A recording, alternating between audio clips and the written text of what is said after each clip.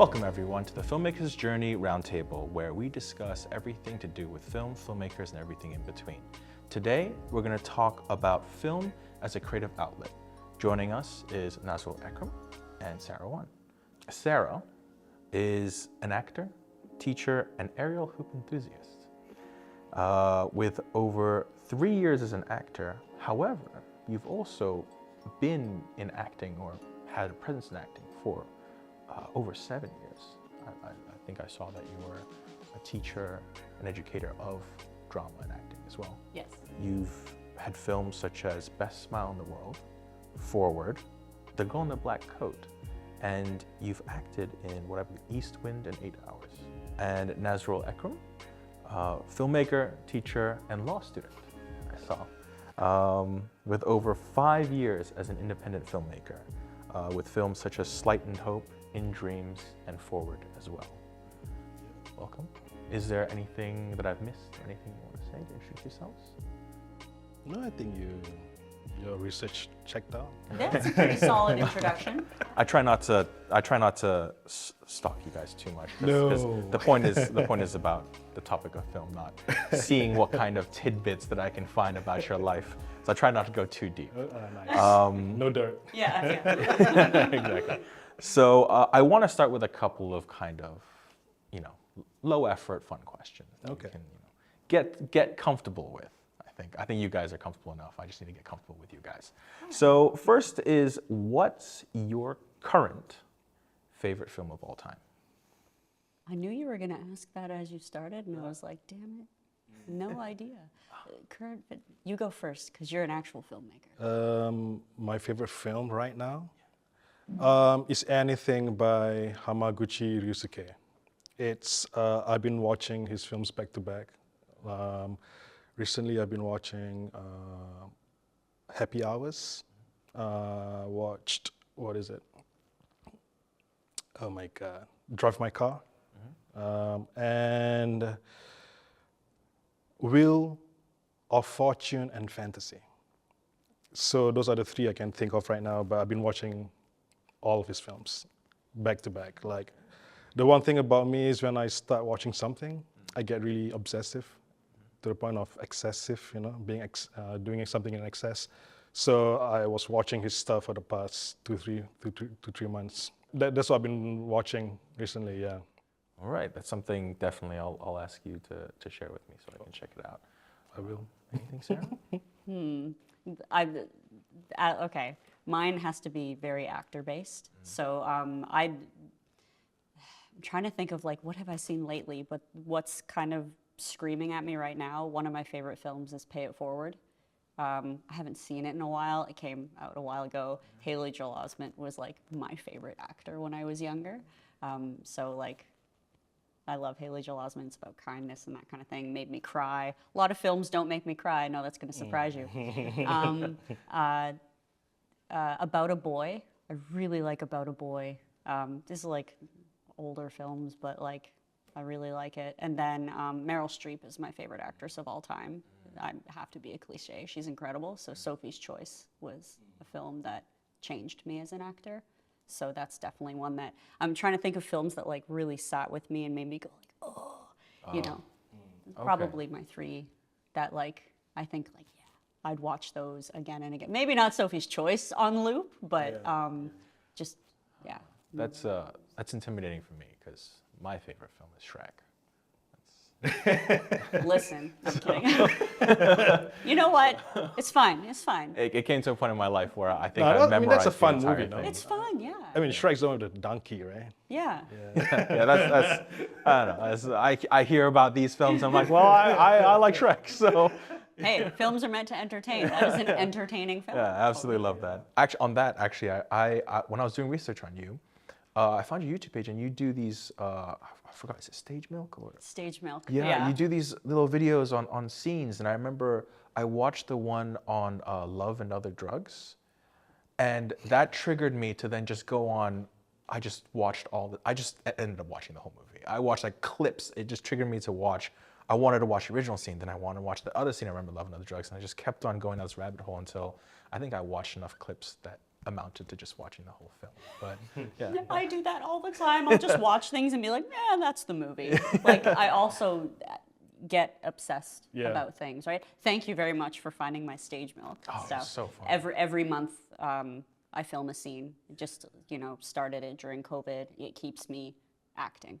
And Stage Milk has been incredible. Their coaching, I mean, during an audition, sorry, sidebar, just because you mentioned it. No worries. During an audition, you can go in and they'll be like, okay, thanks, bye.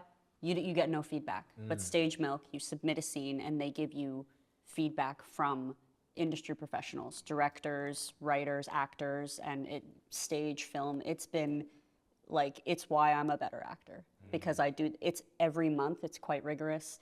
On the first, they kind of distribute scenes. You pick one, you get a couple of weeks to like dig into it and then just film. And because it's a self-tape, like, you really have to know your stuff in terms of like, I usually film between 5 and 7 clips. I never go beyond that, because then I'm just like, okay, it's gonna become manufactured. I'm gonna be like, oh, I like that, I'm gonna try to do it. I don't like to do that, just jump in. But anyway, I digress. But thank you for finding that. It's a great insight into someone who's honing their craft. And I think everyone in any kind of industry, any kind of skill set needs to hone it for our writing or for filming itself. Go out, shoot some stuff, hone the craft, take the time to do stuff, experiment. So that was really cool to find.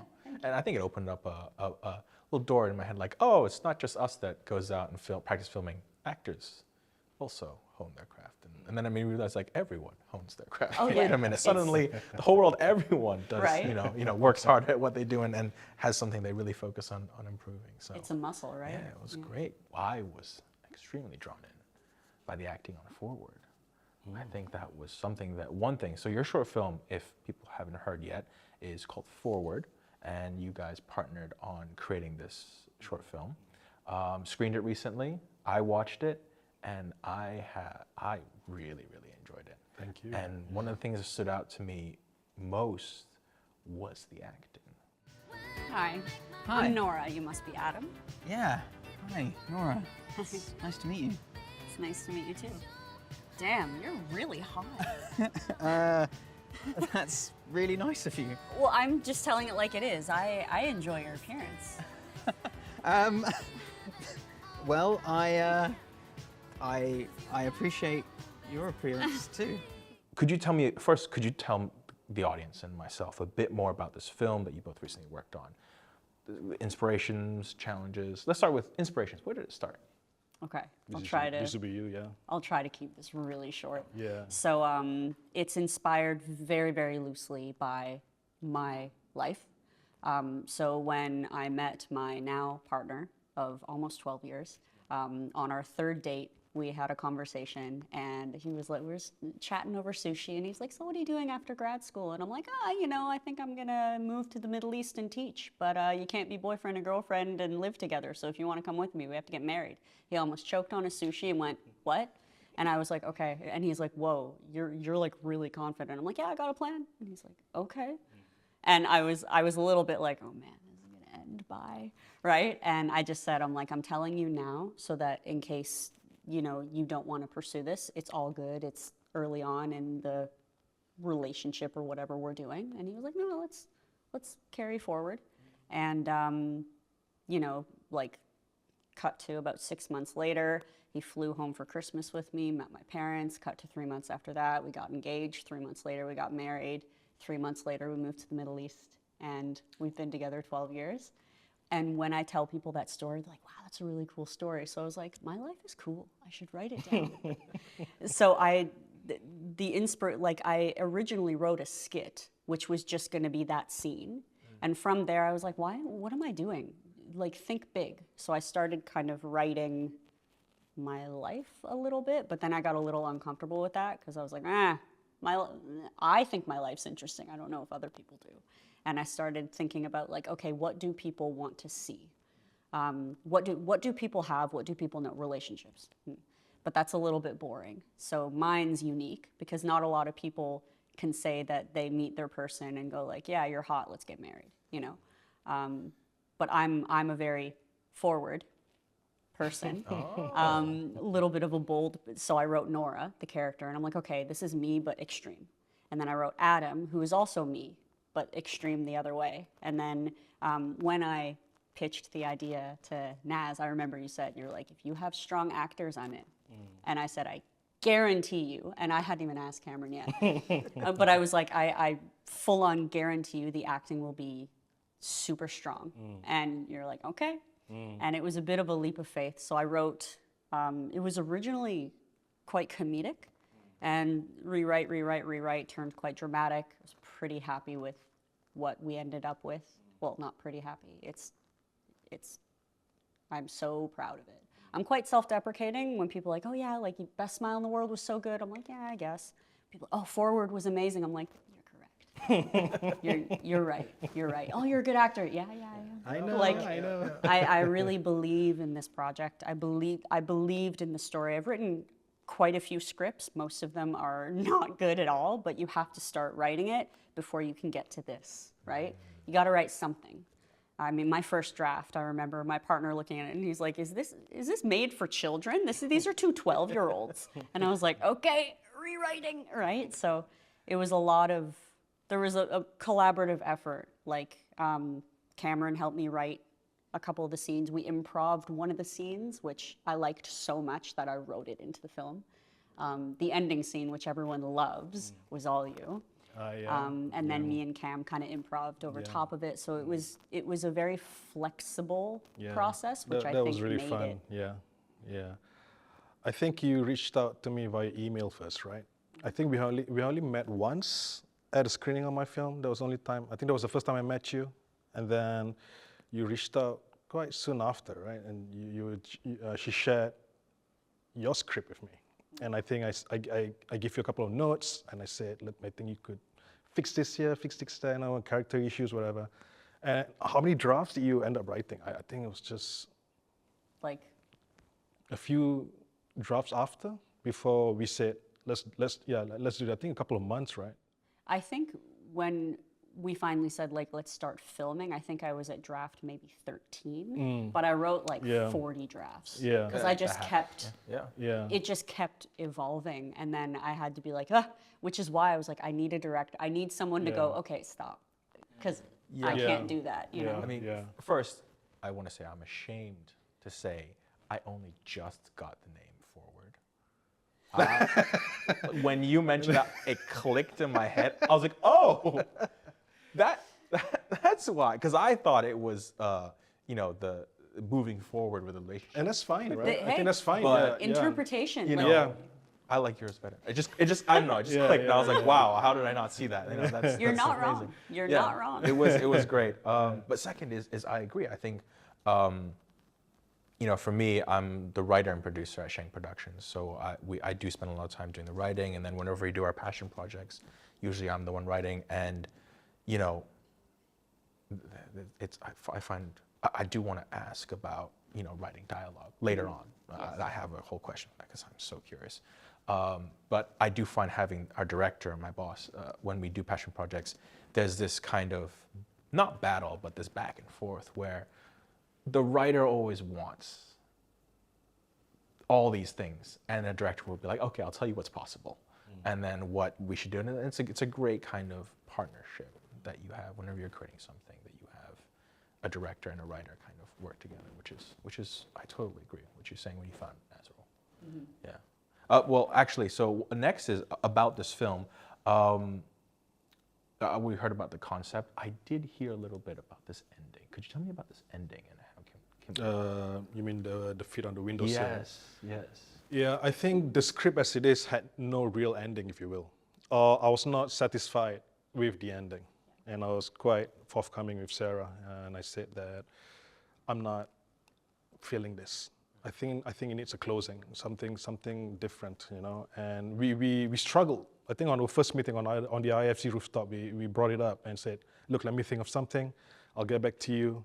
And certain ideas, I feel like, I don't want to sound like, but sometimes these images that I think of, I felt like they were suggested to me by the universe or the cosmos. It just comes to you, and you trust your instincts, and you go, you go sideways with it and see where it takes you. And that was what happened with this one, And I just remember texting her and said, "Look, what do you think of this one?" I have this image of 2 feet on the windowsill, and this little short dialogue that I wrote quickly on the spot. Sent it to her, and she said, "Yeah." But that's all I had, that's all I had. And I said, "Look, I think after seeing you guys improv during rehearsals and all, I had confidence in my actors that they could pull something off with that little, with what I gave them. And yeah, I think we did it, That's really how it went down. We had a brief conversation about it. I sent you the Word file, the Word doc, right? Yeah. That's it. And then on the day of the shoot, I think was the first time Cam really, really studied or looked at it. Like, "Oh, are we doing this?" Like, I remember him pulling out the script on the phone, like, "Okay, if I show you mine, will you show me? If I show you mine, will you show me yours?" That kind of thing. He was like He's studying. like, "What are we doing?" I was like, "Just trust me." Just do it. Trust me. Yeah. And even and for that scene, it was the same day that we shot the argument scene, and the same day that we shot the scene in the flashback scene in the bedroom. So we already had 2 scenes done, and that the 5th scene was right towards the end of the day. And for the previous 2 scenes that we shot, we blocked it. Everything was planned. With this one, nothing. All right. We didn't set anything up. I did not give Eric, my DP, a heads up about what we're gonna do. All I said, I remember when we had to do that scene, okay, just put the camera here, point it up, and the feet's gonna go up. That's it. Like, is that what you really want? That's just what I really want. And I think no one had any idea what we were doing, other than us, other than myself and the actors. Yeah. Yeah, it was awesome. We're just trying it out, Yeah, I mean, that's my Yeah. favorite part. I think that's been, I have like a laundry list of things that are my favorite things about working with you. But one of the coolest things was the fact that you're like, "Oh, let's explore. Like, this scene is meant to be fun and whatever." And, we're like lying on the bed with our feet up, singing a cappella. Because we had this song that you're like, "Okay, your homework is study this song." Yeah. And so we were singing it. And terribly, laughing, like dancing with our feet. And it was, one of my favorite moments in filming was definitely that, probably because I was exhausted. But it was cool. That's, most people after the screening commented on that scene. They said that was their favorite part because it really did wrap up the film properly. Yeah. And I full on did not know how to wrap up this film. I didn't. Without making it super obvious or cliche, Can I see them? No. Come on, take off your socks. No! If I show you mine, will you show me yours? What? Oh, you're going for it? Yeah. Okay. Yeah. Yeah, this is sexy. Is it? Yeah, no, it's really doing it for me. Yeah. I wanted to ask, so whenever, I write something or for work or for, our passion projects, I have an idea on what it will look like. But a lot of the time, the end product, I'm happy with it and I love it, but it's not the same as what was first in my mind. Was Forward exactly what you imagined to be? Was it more? Was it less? How did it go from first inception to end product? It was nothing like I thought it would be. I wanted to ask you Nothing. that, yeah. I think I'm trying to even like perhaps Nora's outfit in the first date is the only thing that in my mind I'm like, that's exactly how I wanted her to look. Yeah. The first date scene, I had no idea what that was going to be, and I was beyond happy with it. I didn't think I would be. When we were filming it, I was like, this is not. Because what I that didn't wrote go at as all. planned, right? Not at all. And let me tell you this, I was really nervous about that day. So the first day, the scene right after the opening montage, that is the first time they meet, right? So that day, we were supposed to shoot it on Aberdeen Street where it's really busy. But on the day of the scout, I went on a weekday, it was raining, it was nobody. So I was confident that this is gonna be the place that we're gonna shoot this scene. I didn't like the framing, to be honest with you, but I was so busy. And I had, okay, you know what? I have to make do with what I found here. And I was struggling to find the best first date scene. I was not confident. And on the day, the traffic was horrible. Human traffic, cars, it was just, this is the worst place to shoot anything. So we decided to take a short walk, and then we end up at a place where we end up shooting the first date scene. And it was just, again, instincts, right? Put the camera down, open the sticks, put the camera up, and guys, let's make it simple. Yeah. Just a simple pan. That's it. Find the end frame. I think this is it. It was really, we have to do it, but at the same time, you do not want to compromise on the quality of the image or the composition, and I think we lucked out, to be honest. Oh, we really did. Yeah. It was better than I could have imagined. I was so worried about that one. It was, It was really stressful, but Yeah, and I was like, one of the cool things about being an actor on this project was I was also like, oh, this is so, but I'm like, wait, I have to go meet my true love. So I'm like, I gotta keep my actor mind. yeah. So I really didn't, I couldn't stress about things. I Yeah. couldn't, right? The post-hospital scene, I really wanted to shoot the hospital scene, which is right before he brings her home from the hospital. It literally happened. That is a true story of my boyfriend, who I had only been dating maybe a month, came to pick me up from a procedure. I open my eyes, he's standing there with a bouquet of flowers and like a vest from work, and I was like, oh my God, flowers. And it was a hilarious interaction. And I wanted to write that into the movie, but I'm like, well, I don't have the budget for a hospital. So I told Cam about that situation. I'm like, this is the context. Now let's rock the scene. Like, the amount of context building, and like Cam and I rehearsed once a week for at least 6 months before we filmed. Yeah. Which is why, like, that argument scene, I was perfectly confident about. So good. Because I'm like, we've done this a million times, and we didn't do it to the extent that, like, because you were like, don't let it get dry, keep it authentic. Yeah. So in the rehearsals, we didn't run lines, we just did scenarios. I was like, let's just start at this place. Like, one of our rehearsals, I said, should I go? And we did a whole, like, 20 minutes of what could happen. And it was needed for what came of it. But it was, I thought it was going to be a lot funnier, the movie. Like, I intended on making it. When I proposed it to Cam, I was like, oh, you're a comedian, you want to be in my film? And then I remember he was like, Sarah?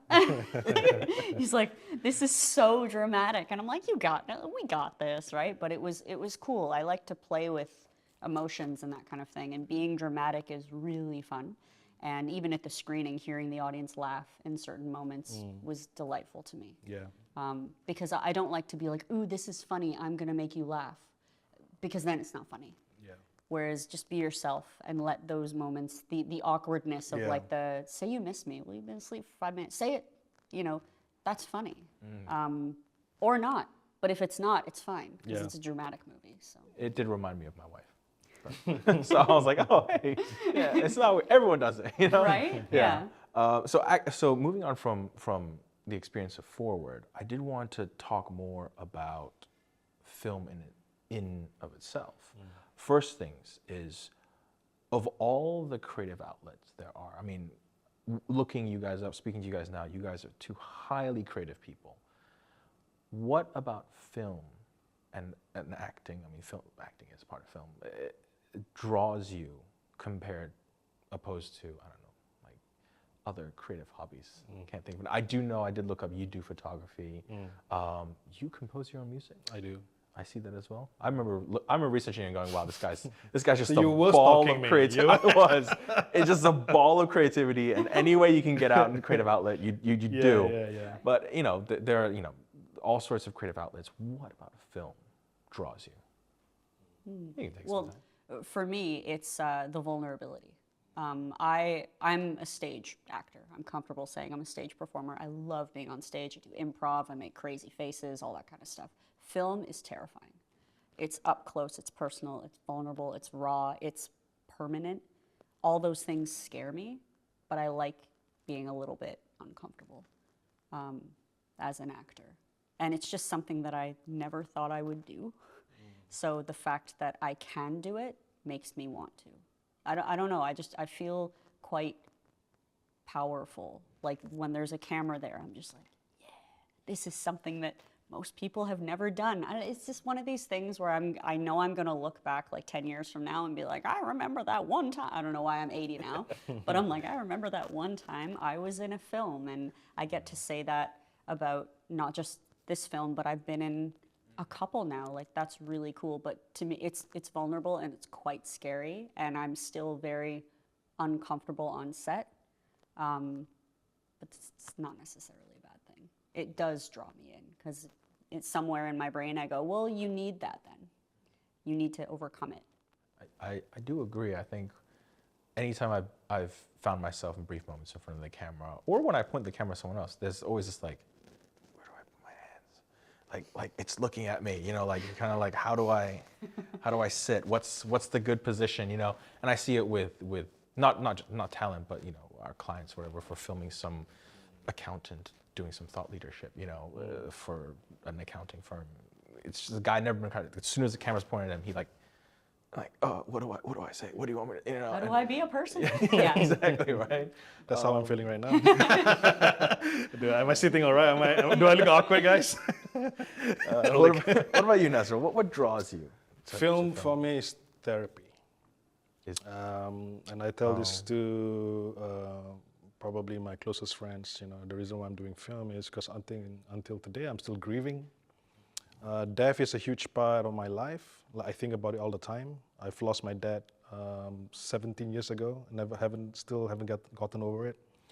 So film is a way that I express all the emotions that I have inside me. And my first film was Sight and Hope. You know, I think it's really about grief.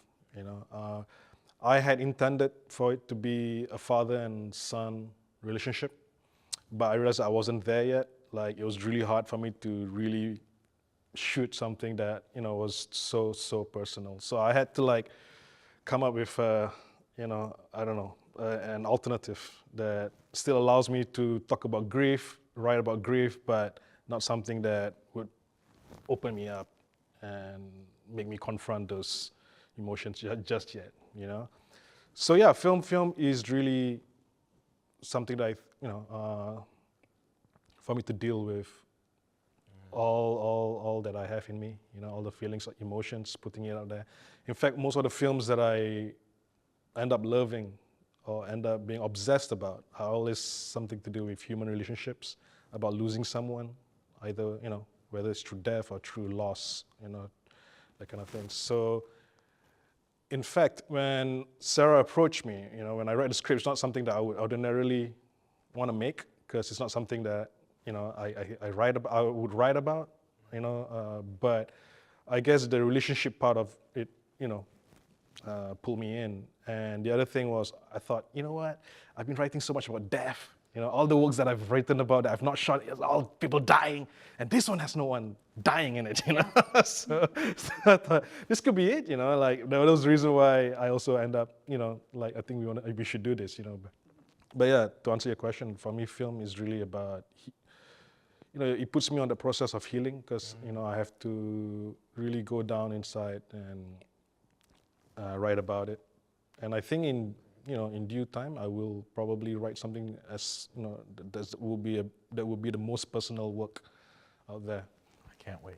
Yeah. Yeah, it's wait. going to be good. Actually, that's something that I found really interesting, is because I did hear about Forward, vaguely, about how it was kind of a little bit based on your life, and then you have your kind of outlook on film being a very personal thing. So I did want to ask, you know, Martin Scorsese, and was also reiterated by Bong Joon-ho, director of Parasite, was the most personal is the most creative.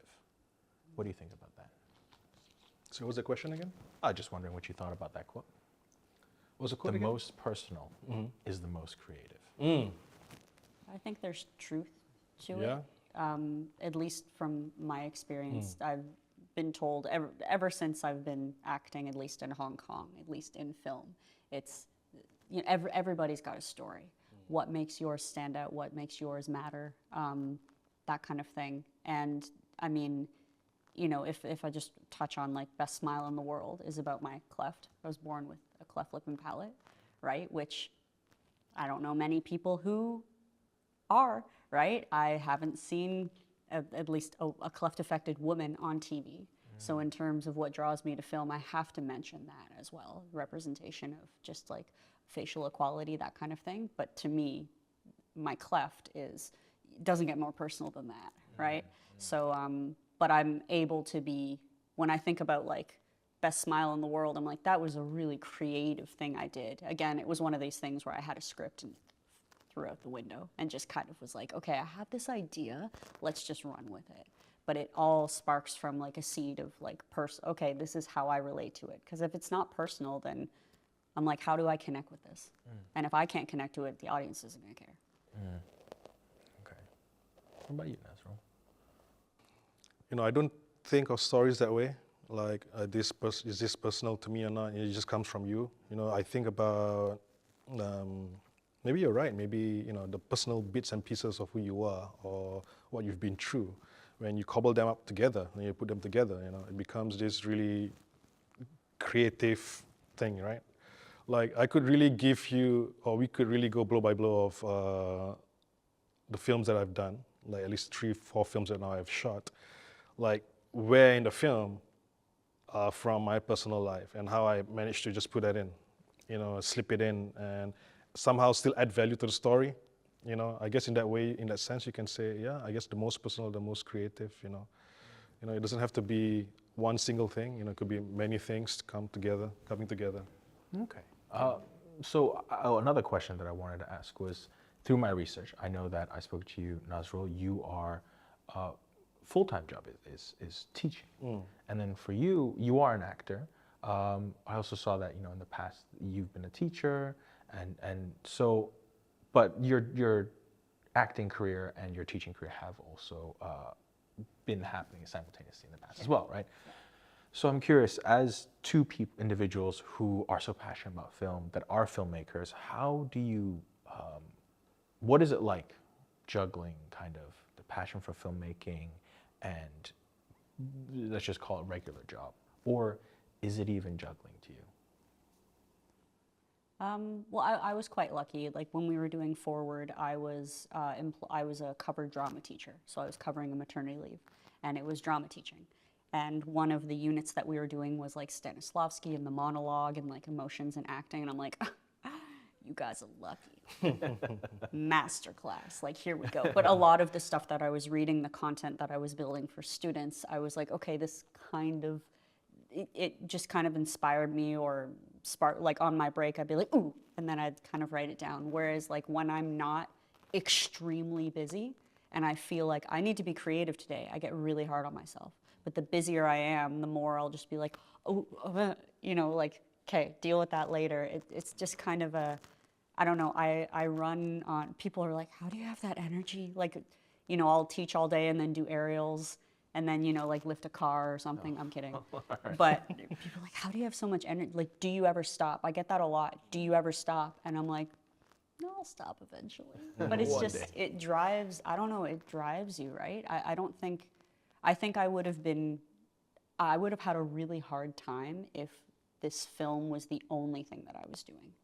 But teaching and kind of let my anxiety calm down, my excitement, I kind of bottled it and like was like, okay, bring that to set. Whereas if it's all day, just like, I get to film today, I get to set, I'd be like, hey, I'm tired. I don't know if that answers your question, but something came out of what I said. Yeah. I mean, I think about film all the time, even at work. Even 8 hours of teaching, I think about film all the time. Even the commute, it's about me, what can I do next, So I'm not sure, is that juggling? I don't know, For me, ideas, inspirations come at random time of the day. So I could be teaching a student at the back of my head. It's like, oh yeah, that's a great idea I have for a scene, These guys are, Mr. Nas, but yeah, that's it. I mean, obviously you have to be able to, then maybe that is juggling, right? You're teaching at the same time you're entertaining this little idea that you have at the back of your head. But yeah, I think of film all the time. I cannot stop it, you know? And I think that's exhausting also because it's so intense, these emotions that I have about what I want to do next, or if I'm working on something, you know, like how can I make it better, or is it not good enough, you know? So yeah, work is just to pay the bills, you know, that's it, to be honest, you know. That's probably the only reason why I'm working is to pay the bills. If I had my way, if I have no bills to pay, man. I mean, that's kind of how we feel the same way. I mean, I'm in the film industry along with the crew and everyone here. There's a separation between video or film work that puts food on the table and video and film work that's portfolio pieces or that's for our own, course, yeah. you know.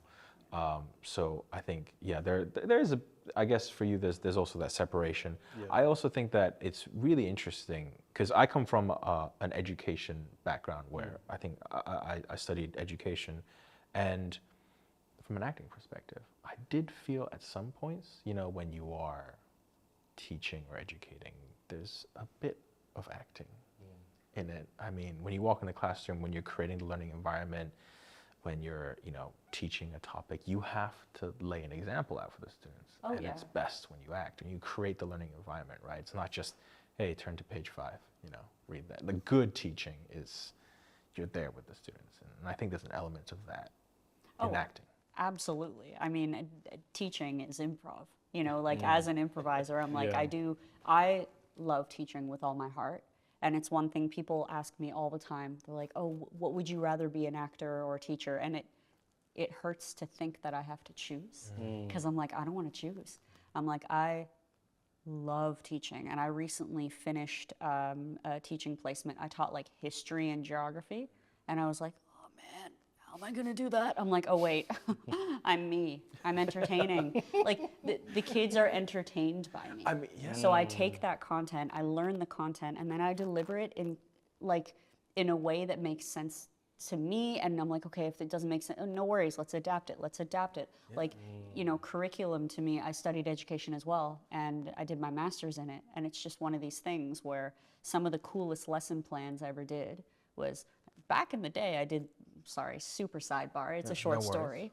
I did non-linear narrative, and I'm like, oh, how am I going to do this? Well, there's a computer game called Faster Than Light, and it's like a space game. I was obsessed with that game. I taught it to my grade 7s. I was like, we're going to do non-linear narrative. Here's your iPad. This is your text. And one kid was like, am I dreaming? I'm like, you want to pinch me? Like, it was one of the coolest things. It was one of the hardest lessons because like their tests were, okay, you're in the blah, blah, blah. And it was a screenshot of my partner, like B would always be like, oh, can I play Faster Than Light and screenshot on the craziest thing? Because I would give that to the students and say, navigate, how do I do it? And it was English language learning. So I'm like, give me a step-by-step and then talk to me in the character's language. It was an English class, but I did it in such a cool way. Like, curriculum is everything to me. I'm like, I want to do it in a way where if I was that age, I'd be like, oh, I want to play video games. Like, that's really neat. So yeah, as me, acting and teaching very much go together, but I'm also an extremely sensitive person. So, and I teach grades 6 through 12, so, which I adore. Like, that's my age. I'm like, yeah, this is great, right? But it does, like, I put my heart and soul on the desk, right? And I needed a break. I needed a break. I'm very sensitive. I'm like, maybe I should channel this through film. Yeah. You know what I mean? I'm like, you know, Well, it's a good thing, but it's also something that, you know, there's a lot of self-care that needs to go into. I absolutely love that Faster Than Light lesson plan. I'm going to, my wife's in education. I will, if you don't mind, I'm going to steal it. Here, take it. And tell her about it and see, so she can use it. Right. But yeah, I actually wanted to ask, because you did talk about how you spent 6 months working with Cam, your co-star, on rehearsing every week, once a week, for 6 months. And Yeah. you working with him, and then you directing both Sarah and Cam. Yeah. For me, I was, you know, for our normal work, it's just sit in front of the camera, hey, talking point A, B, and C, get through it. And then we have the client sitting there watching, making sure that they got through it, right? But then when we get into our passion projects, you know, we can't really find the actors, so we act in it, or we find just a friend to act in it. So we are actually just entering the cusp of learning how to direct, especially learning how to direct actors and work with actors. I'm gonna be honest, the most we've ever done in rehearsing is 1 week before the shoot and for like 2 hours. And so I feel really, when you told me 6 months, once a week, I was That like, was- whoa. That was No my, wonder it's so good. I don't think that's typical. Yeah, That's yeah. my luxury of we're on an improv team together, and I'm like, this is my film, and I want it to be top tier perfection.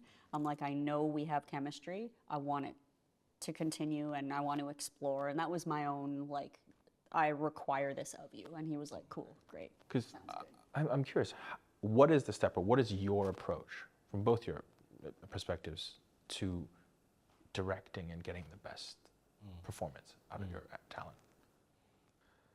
Let's start with the rehearsals, right? I think that was the first rehearsal I have ever done with actors. In my previous films, never had the luxury of rehearsals, because I remember for my first film, I really wanted to try, do rehearsals, but the actors that I had says, oh, we don't do rehearsals. We never do rehearsals. So no way. I said, but I'm willing to pay, I'm willing to include in the contract, they're like, no, I'll just turn up, don't worry. So when Sarah came, and I'm sure I was insistent that we should do rehearsals, like at least I want to try and experience what it's like. And the first rehearsal I turned up, I'll be honest with you, I did not know what I was doing. But I knew that we had to go through this, or I had to go through this as a director, as a filmmaker. So I think I told you guys, okay, let's just try and do this scene a couple of times. Let me see what words come out of my brain, what I might end up saying. I need to find those, I need to find that word or whatever to be able to articulate how I was feeling. And I think I mentioned this even during the location scouting at Nick's place. I think I opened up to them saying that I've never worked with actors directly before. So it's just, you turn up, I shoot, and we pack up and That's what I'm used to. So, but this time I said, I really want to do it differently. I'm going to be open with you guys. I do not know what my process is. I have no idea what I'm doing. Maybe I'm going to, because even though I'm an English teacher, English is not my first language. I always tell people my first language is English. So me speaking English is me working hard up here to be able to speak normally to you guys, If not, be a lot of laughs here right now, And so I was really frank with them, and I'm lucky because they're really patient, and they said they could understand what I was saying, so that's great. Yeah. But that's what we end up doing, right? I think like 3-4 dry runs of the scenes, and these guys, they can just keep going on. It was just, can we do it again? I think I was saying sorry a few times, and you're like, don't say sorry, don't Yeah, say. you were like, sorry, one more. I'm like, I'll give you 400. And Cam was like, After a while, I was like, yeah, I'm going to demand. Okay, so I'm like, I'm getting let's used go. to Let's this, go. Yeah. So I was like, yeah, keep going. And then I think I finally was able to pick out whatever is it that I want to say about what's not working or what's working, and that was, for me, life-changing. To me, okay, you know what, moving forward, whatever films that I shoot, we need to do rehearsals, because now I understand what it's about. I know what to look out for. And yeah, but even for me, I know that I have to come prepared. Like, I have to study the script. Hopefully, I know it better than you do, and know what is it that I think you would know this. What is it that I want to achieve out of all this, all the different bits or the scene in its entirety, So looking at the macro and the micro, and find a way to blend those in, blend both of them in, and figure that out. So that was a learning experience for me, working with Sarah and Cam. They're so devoted, dedicated, and man, it made my learning experience so easy, pleasurable, and Okay. So rehearsals. What about you? When you were working with Cam, and even when you're working with yourself, and drawing out the right performance, how do you do it? Because I was blown away by the acting, to be honest. Thank you. Like, that means a lot to me. And the reason why I'm like, I agree with you, is because of the work we put into it. There were a couple of moments that, like, as an actor, I was like, I just leveled up. And I told Cam this. I said, I remember the rehearsal, because we would like rehearse and then we'd kind of sit and have like a little therapy chat, right? Because it's it's an intimate script, right? So I'm like, okay, let's chat about it. And we talked about boundaries. We got to know each other as people, as actors, et cetera, et cetera. And I remember saying, I'm like, your process might not be mine. That's fine. I'm like, I have a process. I'm like, that I will share with you. I'm like, but in no way do I want to say, you need to do this, you need to do that. I'm also very aware. I'm like, okay, Naz is the director. I'm like, but I had some things that I wanted from Cam. And I didn't want to like roll onto set and be like, okay, this is what you have to do. I wanted to already kind of explore it before we got to set. And then like, he's the boss, right? So if you're like, okay, do it this way, we will. But the one moment where I was like, oh, I just leveled up was one day, and I told Cam, I'm like, I'm looking at you and I see, oh, my friend Cam. I'm like, I see Adam. I'm like, I fell in love with Adam. Yeah. I no longer saw Cam at all. And I'm like, whatever we just did, I'm like, I don't even remember it because I was so in. And I'm like, that's what I want from you. And I'm like, however you need to get there. And it's hard because like, how do you get there? But I'm I guess Meisner trained, like in terms of technique and that kind of thing. I train at the Actors Gym, which is here in Hong Kong. And I did Meisner training with Davina Karate, phenomenal acting coach. And I remember Meisner being like, okay, this is a healthy way to act. Because I know method and Stanislavski and like putting yourself there. For me, I'm like, that's unhealthy. For me, I'm like, I can't do that because I need to be able to like tap out of something. I'm like, I don't want to, I can't fall in love with my best friend. You know what I mean? Like it was one of these, I'm like, I need to find a healthy way to be like, this is Adam, and then, okay, bye, see you later. And I found it because there was an element of like, okay, this is pretend, but it's real. And it's really hard to explain. I think it comes with just the amount of time you spend going over the scene, living it, reliving it, just trying different ways. And I think from what you're telling me, from what Nasrul is telling me, it's you just do it over and over, and then you'll have a moment where you're like, I like the way you did that. Yeah.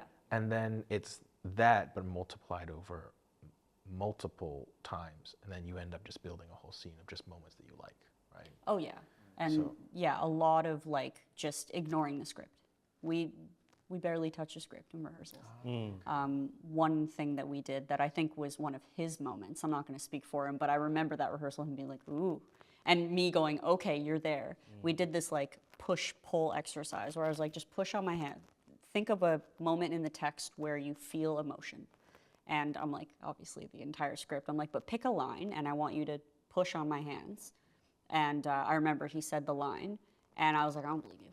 I don't believe, I'm like, you need to make me believe you. I'm like, the intention is not to hurt me, but it's to get, I'm a very physical, like I do a lot of dance, a lot of stretching, a lot of movement, and that's how I act. And I'm like, I need to be able to, I need to be, you know, before rocking up to set, I'm like, I would do at least an hour of yoga and I'd feel like acrobatically ready because I'm very in my body when I act. Even though film is like here, I'm like, I'm still, it comes from the ground up. So we did a lot of movement stuff, but I remember pushing, you know, I think he said, how can you love me after 3 dates?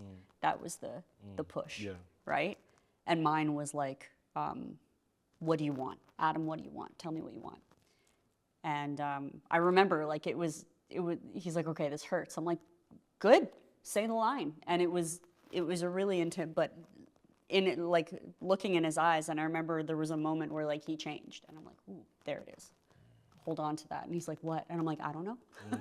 It's hard to articulate. I'm like, I find when I can't articulate something about my acting, I'm there.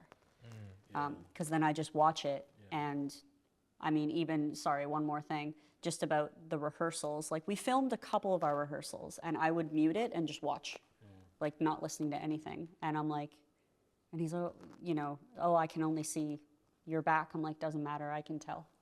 Like just small, intricate little things. I do it with my self-tapes as well. I'll mute it and I just watch everything. It's all in. That is very insightful. So you were talking about, you know, your experience with Cam and your experience with film in general and directing actors. Would you say at the end of the day, do you come out of it like almost like it was therapeutic? I know you said it's therapy. Do you come out like satisfied? Like, oh, I just had a great steam in a sauna or something like that? Or is it like you need to de-stress after? That's interesting. I think the de-stress, it is the de-stress. It is therapeutic to me. Yeah, I find acting in general very cathartic. Like I recently did an acting class, and the scene was really intense. And something a couple weeks ago happened in my real life, which was really, really hard to deal with. And I remember my first thought was, tap into it in acting. And after that class, after I did that scene, I felt amazing. Because it was just I was like, oh, what a great release. So yeah, it's total therapy for me. Yeah, I think filmmaking is also something like that for me. Being on set I know there are moments where it's really stressful, but the whole experience is for me, I feel like what I live for. I could do an 18-hour set. It doesn't bother me. I can't wait to get back the next day. In fact, my first film set that I was on, we had 36-day shoot, back to back. Every day was 18 hours. I'll go home, I'll reach home at 2 a.m. and I can't wait to be back on set at 8 a.m. It was really, and that's when I discovered, this is it for me. Yeah. I found it. This is what it's meant to be. It won't be now because you're going to find your way, but I'm ready any day. You put me on a set, I could be there the whole day. So being on Forward, even though it was just a 2-day, full day shoot and 2 half days, I think, something like that, I could go on forever. Wow. Because it was really I just love being on set, especially if you have a good team, if you have good actors that you can, that you have good communication with. It's a really pleasurable. I could sleep on set. Like ours was really awesome. I felt it was one of the best film sets I've been on or that I oversaw. What keeps you away from like being in the film industry then? Because I think I don't know. Nobody wants me yet. They look at me and they think, not good enough yet. Maybe I don't know. I don't believe. I don't know. That. But I have my own idea or plans of how I'll eventually get there. I'm taking it slow. I'm not in a hurry. There's still responsibilities, that I have to manage. But eventually, it could be 10 years from now. It doesn't matter. For me, slow walk. Well, I'm more referring to like, I'm curious, like, what about, you love being on set, you love working in film. What about like, for us, corporate work, that stuff? I'm not sure if it's the same, corporate work, I'm not sure if it's the same. I'm talking more like about making films, that is a different category of work and it's not easy. I might end up hating it. As it just. It's true. I mean, sorry, I've met many people in the film industry. Yeah, but I've been on corporate sets. I've helped out friends on corporate sets. It's not easy. I'm not sure if I can deal with that. I'm not sure. The client. Yeah, I think I can say it because I don't have clients. Man, they're not easy, huh? On your own passion project, you're the client, so it's okay. I'm the client, you know what you I'm, like. yeah, So I'm working for myself in a way, I am curious. So one thing is, I saw that you did a music video as well, and it's one of the things that I find the most difficult to break into or kind of wrap my head around is when I see all these creative. From my point of view, weird music videos that are coming out for all these artists. I think, where does the concept start? Because with other things that we write or create, we know, okay, they want this messaging, this is the narrative we want, and you build off of that. Music videos, it's like a completely different monster. How do you approach creating a music video? At that point, I was not really shooting anything, okay, and I thought, you know what, let me write a piece of music, record a song, and then make a video for it, because that was the only way I thought I could do something.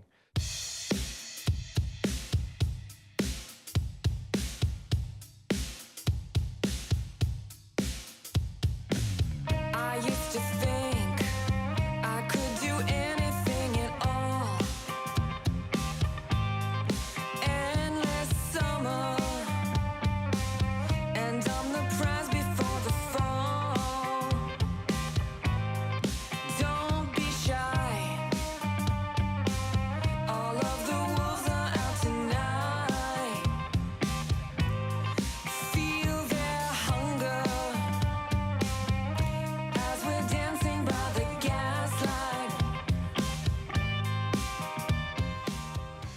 And in fact, we shot it in this studio. Oh, really? Yeah, I mean, you watched it, right? Yeah, I did. You did? Yeah. I didn't know it was So here. It was here. That's the walls. That's where we screened the pictures on the wall, you know. How it came about, again, you know, I don't like that question because it's really hard for me to put into words, but it's really about just, I could be on the bus ride, sitting down, and the idea just comes in, and I lock it down. Really, that's it, especially for music videos. Well, is it something where like you kind of think, okay, this is kind of the genre, this is the flow, the melody, so I want something, or it's just whatever Whatever you comes. feel when Whatever you I listen. Do you feel, listen to yeah. the music and you relate it, or it's completely different? What do you mean? Like, do I listen Like, to the music? do you Yeah. listen to the song and be like, I'm feeling neon lights? Or is it completely separate? You're like, I want to do neon lights. Yeah. This is the music. Yeah, look, I definitely did not overthink it with this music video, to be honest. I knew I wanted the color blue, so there was a lot of blue in it, you know. I'm not sure why the color blue keeps coming up, you know. And yeah, I did not overthink this one. It was just about, let's just have you walking with a lamp, because we have a lamp. That was, Interesting. you know, we try, you know, to make sense out of what I was showing visually to the lyrics, but I'll be lying if I said that we were trying to do that now. It was just really about exercising a creative muscle, because if there's one thing that I hate is being dormant, you know. So whenever I feel like I need to do something, I don't overthink it. It's, you know, it's like playing music and not tuning your guitar and just gonna strum a chord. Doesn't matter if it comes out okay or not. And that's the story with the music video. It was just me trying to do something. If you watch it, you will see that it's not like any cool music video. It's really boring, no? I think all art is I just remember seeing him be like, I want to know what his Yeah. thought process was. Yeah. When- I hate to when- disappoint you, but Okay. I mean, this is super interesting. So it just comes to you like, yeah, let's from just what try and do this. What Yeah. I get with this almost, I guess, stream of consciousness kind of approach to this music video, I want to ask about when I write dialogue. That's my biggest insecurity, is whether or not dialogue sounds cringy or stiff. And I get access to all these, like, you know, I'm heavy deep into the rabbit hole of Instagram and TikTok and all that stuff. So I watch all these, you know, skits and stuff like that. And I was watching and I go, I never want to be these people. This dialogue is so stiff, you know. But, you know, stuff that we create, I still look at it and I go, that dialogue is way too, I don't know if it's stiff. I don't know if it's good enough. And that's why when I watched Forward, I was like, immediately, this is not stiff. This feels so natural. I know that, because the difference is I just get this feeling. Whenever I watch stiff dialogue, I have a physical reaction, and like, Yeah. it's like cringing. Yeah. I didn't get that in Forward, which is what blew me away, because I'm just so curious, how do you not have this terrible stiff dialogue? Oh, let me tell you, draft 1 and 2. Let me tell you. Well, it starts out cringy, trust me. Some of those long monologues, I'm thinking of when, you know, she's like, yeah, I have a plan and I'm including you in it. I really want you to be in it. And like, I can remember it and thinking, like, on the page, to me, I'm like, ugh. But I'm like, I can act this, you know? So when I don't think of, I mean, yes, I'm a writer, I wrote this, but I'm like, I'm an actor. I can take these lines, I'll make it happen. And with, I mean, it was really nice having Cam, because he was quite honest. He's like, or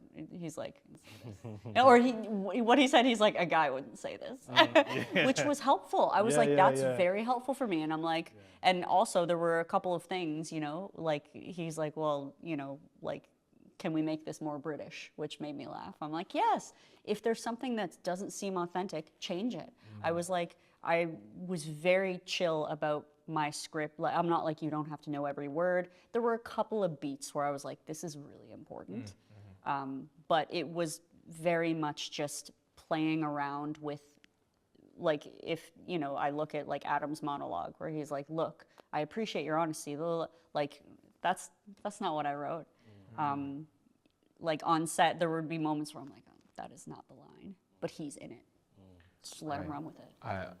That's the difference, I think. Yeah. Whenever they don't say my line, I'm like, you have to say it, you know. So, but so I guess from what you're saying is from what I've heard is you bring the actors in earlier on, in the process, you bring them into the creative process, into the development process, pre-production, so that they have a say in it. As a final question for both, what I've learned are insanely creative people. I'm intimidated. What drives you to keep going? And let me know, like, what is on the horizon? What's on the future for both of you? For me, it's the desire to always get better at what I do. You know, that's what keeps me going. Like, I know it'll probably take my whole life to get there, and that's what drives me forward. You know,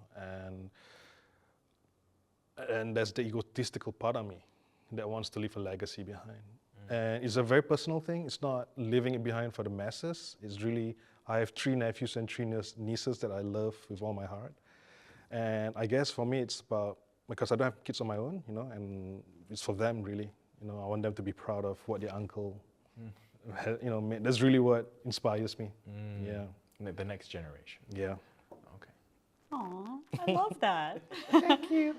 For me, I'll try to keep it short, because, but the feeling, I mean, this feeling is everything. Like, what drives me is knowing that, like, you know, when this film wrapped, I knew I was gonna have a period of like lowness, because I'm like, oh, it's done. So I'm like, I want that again, because it's really cool. And I think about little me, who was, you know, quite insecure, quite shy, and also really struggled with certain things like being in front of the camera. And you could not have told me even like 5 years ago that I would be writing part of my story and then starring in it. You couldn't tell me that I was going to be the lead love interest. You know what I mean? Like, it was one of those things, like I had an acting teacher say, if you don't find parts for yourself, write them. And I'm like, I needed to write Nora, because I'm not going to get cast as the female love interest. That's my mind. But now I have been. So now I see, like, okay, I can really play whatever I want. And I also think about, you know, like the cleft community and being a positive representation of a cleft-affected actress. That is always in the back of my mind. And I like that I can be an advocate for specifically a little girl who's cleft-affected, who might be like, oh, wow, oh, like, look, I see someone who looks like me. That's kind of cool to me. Yeah. I like that. But it's mostly, selfishly, it's mostly just the feeling. I like this life. I like the fact that I cannot predict what's going to happen in 2 months' time. That's pretty cool. I'm kind of living for that. I think so too. I like this life. Right? Yeah. It's a good one. Yeah. Well, that's it for the Filmmakers Journey episode 2. I'd like to thank our guests for coming on. Thank you, Sarah. Thank you, Nasrul. Thank you. Thank you for listening, and I hope you've had a wonderful time, as much as I have. And as we say in the filmmaking industry, that's a wrap.